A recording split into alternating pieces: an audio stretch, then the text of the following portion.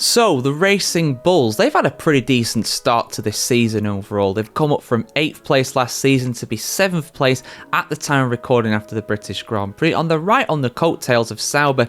We came into this season thinking that Racing Bulls were going to have a very solid car, and it's delivered for the most part. There have been some races where they've looked fairly anonymous, but overall they've been a solid midfield runner, which for the Red Bull Racing second team, I would very much expect from them. Their driver lineup has changed. They have had 3 drivers throughout this season, but I won't be grading Yuki Tsunoda here. I'll be grading him in the Red Bull grades because he's done the majority of this season for them. So we're talking about Liam Lawson and Isack Hadjar. Hadjar had a very difficult start to the season, it's fair to say, not even starting at the Australian Grand Prix and widely being criticised by certain figures such as Dr. Helmut Marko. However, after that, he very much dusted himself off and has improved since then. He's had some excellent performances in that Racing Bull car and comfortably beating Liam Lawson, who has been his teammate for the majority of this season so far.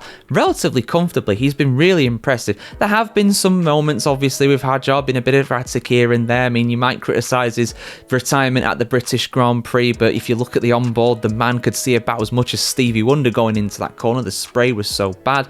Lawson, I mean, I feel like I'm being harsh on the guy when you see my grade on him, but you have to look at it from the perspective of his teammate not being as experienced as him, and he is resoundingly beating him so far this season. So Lawson's not going to get a good grade because of that. There have been flashes of brilliance here and there. There have been some good performances from Lawson, but it's been a lot more inconsistent than what Hadjar has been overall, and you can't say he's been impressive overall, has Lawson. He does have some points on the board now, of course, after his very troubled start to the season with Red Bull Racing, but overall I would say he's been a bit disappointing. But Racing Bulls and Hadjar, I'd say they've been above average. They both get a B grade from me.